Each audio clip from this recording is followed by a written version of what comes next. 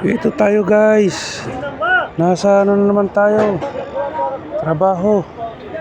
At maraming buhusan. Chinik ko po lahat. At naglifting po ako ng mga shutter. Tingnan ko po yung mga lahat ng buhusan.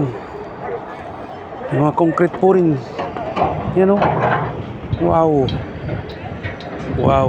Lalim po niyan. Nasa 6 meter ang lalim niyan. Ang dami-daming buhusan. Hanggang doon. Malayo. Paikot yan. Paikot. Doon. Hanggang doon siya. Nasa ano siya? 300 square meter. Marami na naman buhusan.